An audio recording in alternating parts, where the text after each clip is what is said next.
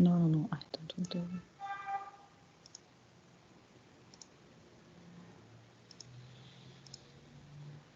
Where is it? Here is it. Okay. Again, we check the anaphora, repetition at the beginning of phrases and clauses, anecdote, small story, and a short account of an event. Okay, anecdote. Ellipsis. Ellipsis is 3 dots. And fragment. Okay. Now we'll take the imagery. And we've discussed imagery many times before. Imagery, what is imagery? Imagery is a vivid descriptive language.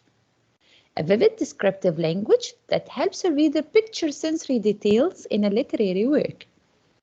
Again, the way the authors use descriptive languages or language to help you picture as if you were there with them. How? By using the 5 senses, by mentioning the 5 senses. So when I want to tell you about something has happened to me, and I tell you how exactly I saw, what exactly I smell, what did exactly I heard, how did it taste, or how did it feel, you can feel like you were in my place.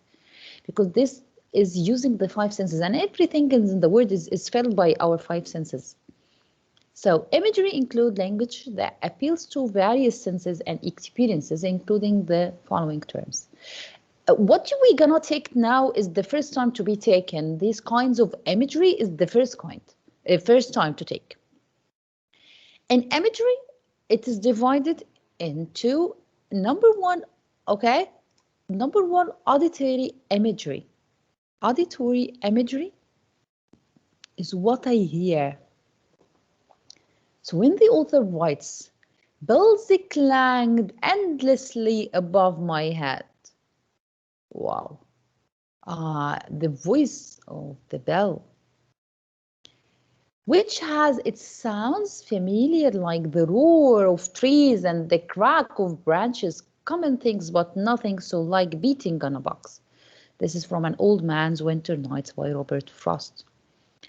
So, auditory imagery is when the author writes to you what you can,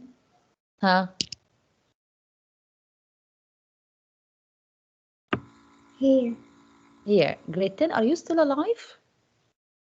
I know it is the first day and it's done, you want to sleep, but are you still alive? Be with me, girls. Okay? Today just we take only the definition, so you have to focus with me. Auditory from the word audio. So audio is what you can hear. Okay, and then auditory imagery, what I can hear. Gustatory imagery. Gust from the word gust. But this is okay. Gustatory imagery. Gustatory is the taste. When the author writes to me, okay, defining or explaining or describing the taste of the food. So this is gustatory imagery. The apple's sweet juices filled my mouth, and its flavor reminded me of a cotton candy. So he modifies for you the taste. Forgive me, they were delicious, so sweet and so cold. From the poem, This Is Just to Say by William Carlos Williams. So when the author defines what he can taste, it's called what, girls? Gustatory. Gustatory imagery. So what I hear, auditory, gustatory, kinesthetic imagery. Kinesthetic imagery. Okay. What is kinesthetic imagery? Kinesthetic imagery is movement. When he describes the movement, as soon as she heard the whistle, her feet moved so fast that she felt like she would take off and fly. This is what This is kinesthetic movement. Tossing their heads in sprightly dance. This is movement, kinesthetic imagery. Movement, kinesthetic. Auditory, gustatory, kinesthetic.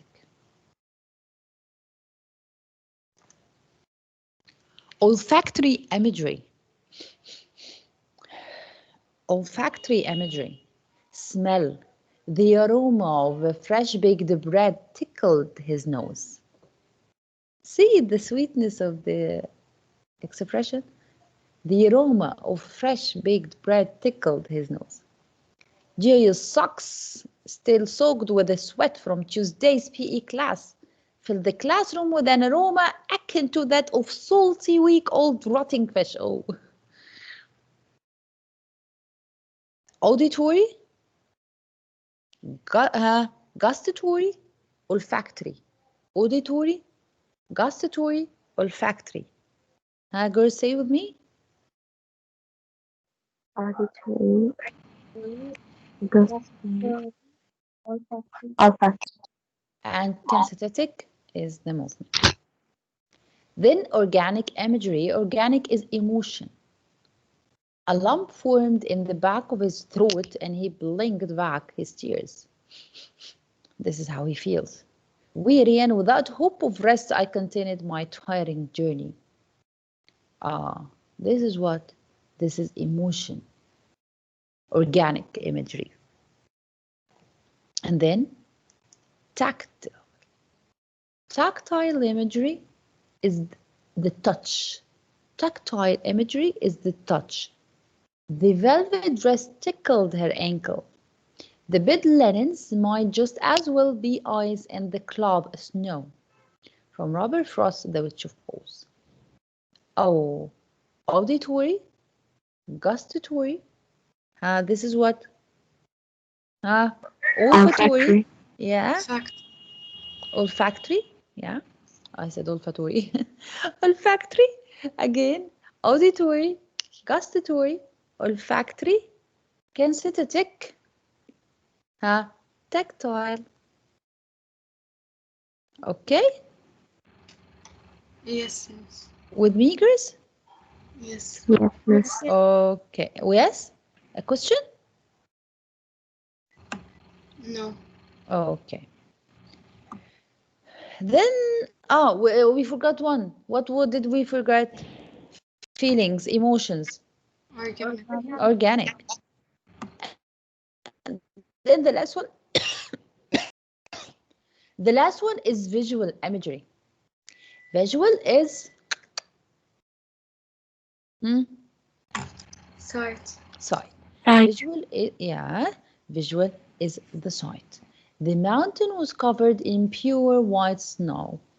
The crimson liquid spilled from the neck of the white dove, staining and matting its pure white feathers. So imageries, say with me again, girls. Please, all of you, please, girls. Auditory. Auditory. You can see me in the video? Yes, yes. Yes. Auditory. Gustatory. Gustatory. Olfactory. Yes, olfactory. Emotions. Organic. Organic. Movement. Tactile. Kinesthetic. Kinesthetic. Okay. Touch. Tactile. Tactile. And visual. Visual imagery. Imagery, yeah. So these are kinds of imagery. Okay. 7 types of imagery in literature. Visual, auditory, olfactory, gustatory, tactile, kinesthetic, and organic emotions, movement, feeling, touch, taste, smell, hear, see. Okay. Then I want you to focus with me in this. What is this? What we took now, girls, is what we took now is the academic vocabulary as we are used to, okay? We took the anaphora, anecdote, ellipsis. It's written in here in your on page 338, open 238. In academic vocabulary, we took anaphora, anecdote, ellipsis, fragment, imagery. Still, we want to take more too. What we have to learn, something called the style and something called tone. Style and tone. What is a style?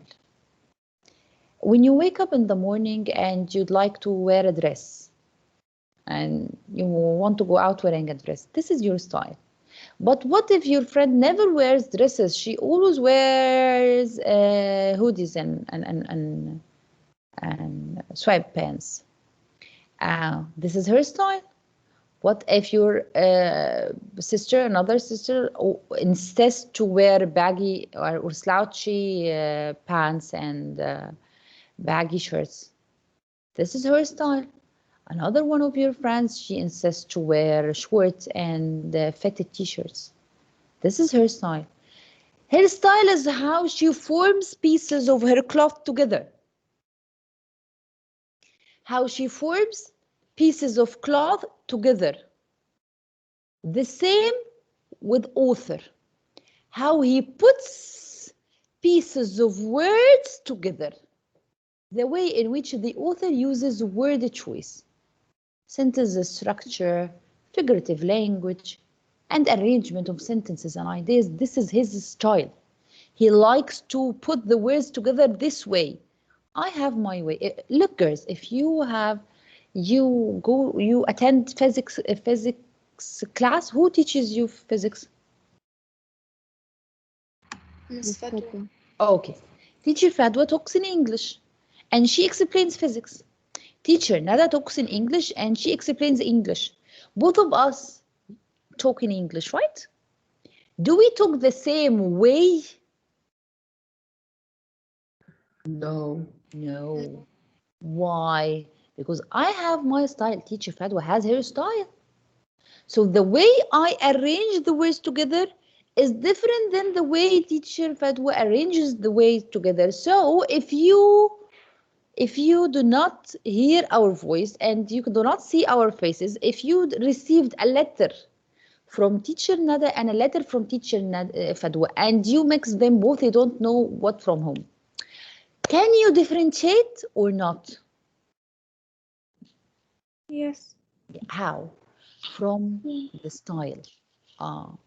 Teacher Nada talks this way, she writes this way. Teacher Fadwa talks this way, she writes this way. So this is what makes an author unique. What makes an author unique? Why would you prefer reading Paulo Coelho? Why would you prefer to read for Alif Shifak? Because her style. What is her style? Because these are words, yani these are the same words in this book, the same words. Why an author would be better than another author? The way he puts his words together, the way he uses figurative language, the way he uses idioms, the way he uses transitions, the arrangement of sentences and ideas. This is his style. Okay? So the author's style is his word choice, how he writes the dialect, the tune, the mood, the sensory language. His style is the main heading, the title. Under the style we have many points, which one of them we'll discuss is the tone, which is this, the tone. Listen, if you call me in the phone, you would say, hi, Miss Nada. I'll say, hi, how are you, dear? Or I came to you in the morning and I opened the class and I said to you, hi, girls, how are you doing today? I hope you're doing well. See, the tone is different. But what if you cannot see my face? If you, in the morning, you see me like this, and then you see me, you can tell from my facial expressions. You can tell from my tone. If you cannot see me, you can hear me, so you can know. Teacher Nada sad today. She's happy to. My friend is so sad. I called her in the morning and her voice was shaking. She was so tired. So you can tell from the tone. But what if you are reading? How can I know a tone of an author without knowing his tone? He said to you that the attitude of a writer toward the subject, if he writes a sad story, he would be feeling sad. How would you know that the author is feeling sad? Or the author is writing a humorous story, or the author is sarcastic the society. How can you tell? How can you tell, girls? The usage of the words, maybe. Uh-huh. The usage of From the his words. style. Yes, from his style. But tone is one part of the style. How can I tell from his way of using these words? The author's mocking tone indicates that he has a distaste for people who sleep late in the morning. So this is his tone. Mocking, he made fun. So tone, he tells what the author's attitude toward the subject is. He uses formal language, serious tone, or informal language which creates a light-hearted tone. Okay? Girls? Yeah. Style is the style for the author. Tone is a point under the style of the author. With me? Yes. Okay. So now we understand the style and we understand the tone, which will lead us to, we go to page 238. Okay. Natalie, are you here, Natalie? Yes, miss. Would you please read 238? Yes, what part? Mm-hmm. Which part? The beginning, analyzing storytelling. Okay, analyzing storytelling techniques in nonfiction text. Preview concepts. Think of a time when you were nervous or afraid that something bad was about to happen. How did you act? How did you interact with others? Was the outcome different than you had anticipated? Why are you not? Why or why not? Share your answers with your partner. So, Natalie, I have a question for you. Think of a time when you were nervous or afraid that something bad was about going to happen to you. How did you act? And how did you interact with others? Deal with it. Deal with it in the same way you deal with any other problem? Yeah, I guess. Okay. So you do not change the way you deal up to the way you feel? It depends on the crisis. Yes, depends on the crisis. So if you are so afraid of something, would you act the same way you act when you are so relaxed? No, for sure. No. Why? Because you do not feel the same feelings, right? Yeah, different feelings, Yeah, different act. the feelings are different. So when your feelings are different, you're gonna act the same way. Okay, so here we reach to making connection. He says to you that diction, mood, voice, syntax, all of these you've heard before.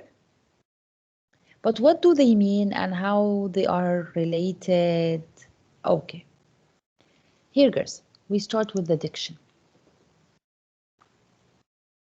Teacher, we took a lot of words today. Yes, I'm sorry, but this is only the introduction. I have nothing to do. Okay? Grade 10, are you with me? This is important, please. Yes. Making connections here in this unit. He wants you to know the diction. What is diction? Diction is the author's choice of words. So, why teacher Fadwa's choice of words will be different than teacher Nada's? Because teacher Fadwa explains physics. It's a purely scientific subject. It is full with what is the hardest thing in physics to understand the meanings of these words, the velocity and speed and this. So velocity is the same meaning of speed. What am I saying? What do you take in physics? Hard definitions, like what in physics? I forgot. It's a question, girls. I'm asking you. What are hard definitions in physics? Momentum. Momentum? Momentum. Momentum. What else? Torque, maybe. Twerk? Twerk. Twerk? Is it like twerking? No. Of course, it's something else. You don't take twerking in physics, right? Okay. So, headway will be formal, or headway will be full of what scientific terms. If you attend what can math class, it will be what full of formulas, numbers. So the author's diction, the choice of words. So when I explain, I prefer to use simple words, formal or not formal. I mean informal way of talking in order to introduce the idea. But in a physics class or in a science class or in a math class, it's difficult not to use these strong terms.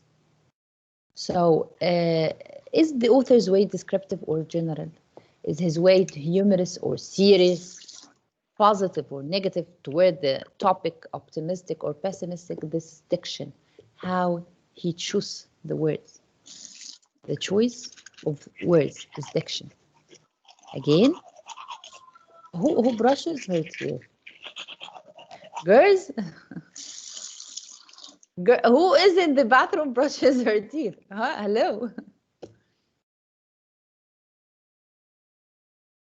Grade 10. Where are you girls? Reply me. Yes. Yeah. Yes. Okay. Diction is the author's choice of words. Diction. How he chooses his words. Then tone again. What is tone again? Tone, as we have just said. It tells you the mood, the voice, the attitude. Okay? These are adjectives to the tone. Cynical, depressed, sympathetic, cheerful, outraged, positive, angry, sarcastic, playful, ironic, solemn. Okay? Here. So now we took the diction. Diction is a choice of words. Style, tone, diction. Author's voice. What is voice, teacher? Now, what is voice, tone, and mood? Now, again, style. Under the style, I have the tone. Tone is what is tone? Tone? What is tone again? Sarcastic, cynical, angry. This is his tone. How do I know? From his choice of words. Then his voice. The author's style is the voice. The quality that he makes his or her writing unique and conveys the author's attitude, personality, and character. So when I see this, this is, I know, wallahi, this author, who is the one who writes scary, that we took the story with eyes, with this story, girls, the scary one. Edgar. Yes. Edgar Allan Poe, yeah. Oh. Yes, Edgar Allan Poe is the one who writes this way. How did I know? From his style. This is his voice. The quality of his writing is his voice. He is Edgar Allan Poe. No one else but Edgar Allan Poe can write this. No one but Robert Frost can write this poem. I know his way. I know his voice, his tone, his style. Then the syntax. What is a syntax? Syntax is the author's grammatical sentence structure, deals with the words, order, function, sentence length, sentence focus, controls the pacing and also focus. What is syntax, teacher? Again, I have simple sentence, compound sentence, complex sentence. I have fragments, I have phrases, I have clauses. The way he puts the grammatical structure together is syntax, is his syntax. Okay? How he used, he likes, he prefer, like Edgar Allan Poe prefers to use cut and fragments. Fragment sentences, he likes to use them to show the intensity of the situation. So here we check in the box in front of you, in 238. Malak Wasim, are you here? Yes, miss. Read it, ya Malak. Diction, huh? The definition of diction. Words and phrases chosen by a writer. Associated terms, what, يعني, how can I say this diction? How can I modify the diction? I can say, what about this diction? It's informal, formal, slang, abstract, specific, connotation, denotation. This is the diction. Diction is the words that he chooses, how he chooses the words.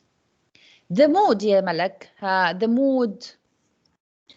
Atmosphere or emotional context created by a word. And associated terms are gloomy, peaceful, mysterious, suspenseful, matter of fact. So if you are reading for Edgar Allan Poe, the mood of the story would be what? Scary.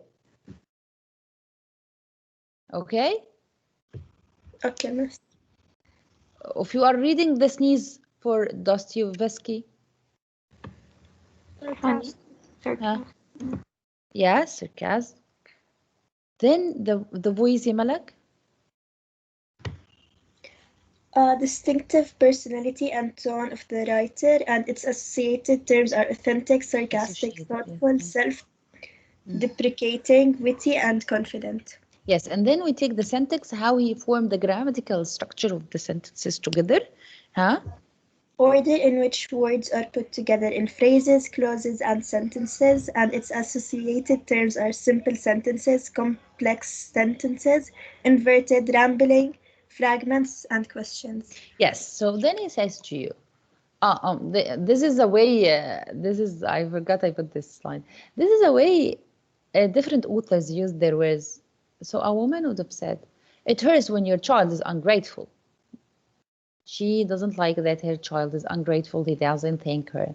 Look at this deep woman, how she says it. How she says it. How sharper than a serpent's tooth. How sharper than a serpent. Serpent is a snake tooth. How sharper than a serpent's tooth. It's to have a thankless child. The two sentences have the same meanings or different meanings? The same meaning. But each one said it with her own Style. You got me, girls? Miss? Yes. Yeah. Miss, how can we differentiate between the tone and the mood? I will tell you now. The tone and the mood. Listen, mood is the mood for when you read the story, you get to know the mood. Oh, okay, the mood of the story is too dark. It's too dark. Oh, optimistic mood. But the tone is the way you can hear him. So the author is sad. The mood of the story is dark. The tone of the author is sad or fear. Miss, can't, like, sometimes we have the mood and the tone the same. Like, how can we get them out of the story? We will learn now how to get them out of the story. Okay, that's what we're gonna learn. So it says to you, diction plus syntax. Diction, how he chooses the words, plus syntax, how he put them together grammatically, equal the voice and the mood. Diction, how he chooses the words, plus syntax, how he put them together grammatically, gives you the voice and the mood. It gives you the voice of the author because you know, Edgar Allan Poe likes to add ellipses in his conversations, in his dialogue in the story.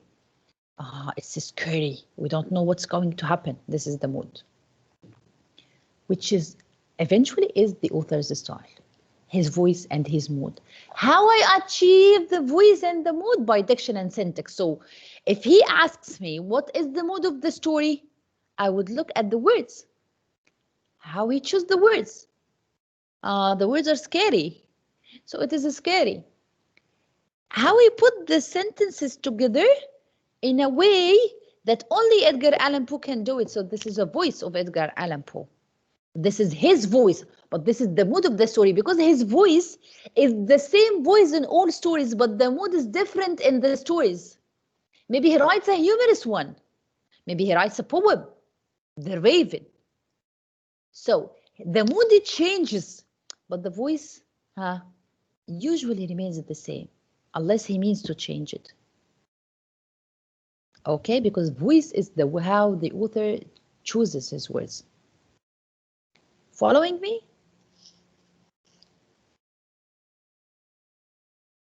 Yes, miss. We are. Yes, miss. So, thank you, Malak. Najwa, are you here?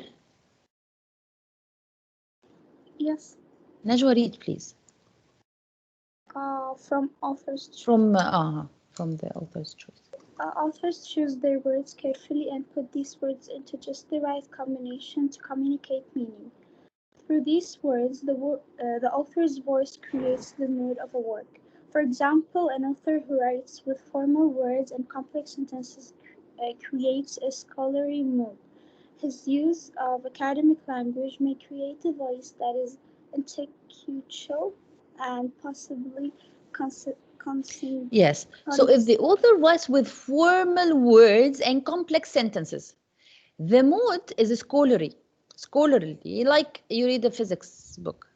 Scholarly mood. This is the mood of the writing, but his use of the academic language and scientific terms create a voice, which is his own voice, that he is intellectual, he is smart. So this is the voice and the mood. Now you understand voice and mood? Mood is the mood of what I read, of this novel. Voice is the author himself is what? Continue, Najwa. What Najwa is going to read. When I want to get to know the diction, and I want to analyze the diction now, what are the questions I ask myself to analyze the diction? Read, ya Najwa. Diction. What kind of words does the author use? Florid description, delicate and slang, formal vocabulary. Yes, in the diction, I look at the story. Which words did he use? His words formal or informal? He used formal vocabulary. He used with a dialect or a slang. He used flowery description, vivid details, or dark descriptions. So this is the diction. Diction, the kind of words he used. Scientific terms. Diction is the kind of words, the word itself. Syntax, Najwa. What kind of sentences does the author use? Long and flowing, short fragments. Now, after I look at each word, and I decide it is formal or informal, I see how he put the words together. How did he put the words together, sentences together, clauses together, phrases together? Long and flowing or short in fragments. Thank you, Najwa. Noor Yusuf. Yes, miss. Continue. Based on your answers to the question above, consider how diction and syntax contribute to the voice and mood. So now, after I decided what is the diction, what is the syntax? Diction, the word, sentence, how he put them together, I get to know this voice and mood. Voice, Noor. Voice. How would you describe the author's attitude towards his writing? What is her personality or voice? Yes, voice is specialized to the author. His voice toward what he writes. What is his attitude toward this? And his personality or voice. The mood. how does the writing make you feel? What mood is created by the diction and the syntax? When you look at the diction and the syntax and you start to read, you would feel yourself in a mood. What would be this mood? So voice, author's voice mood is the mood created by the author to make you feel. So if he writes a scary movie, he wants you to feel scared. If he writes a humorous one, haha, he wants you to laugh. So what do I want from you now? I want you to read silently from your book at page 239, because I would pick one to answer me, please. As you read the following excerpt, mark examples of diction, syntax, voice, and mood, and then answer the questions that follows. Okay, so read it silently, girls, and answer the questions 1 and 2.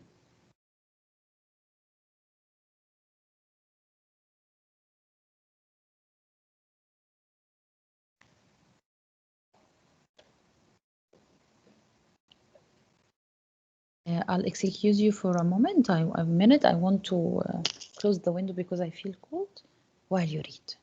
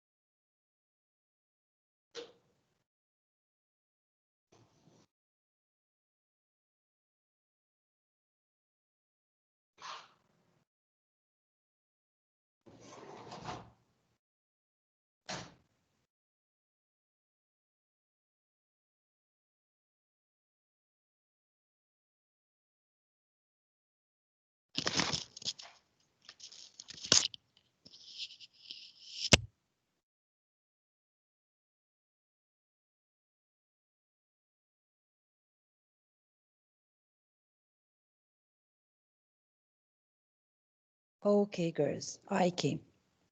Who can answer me, please? Question number 1.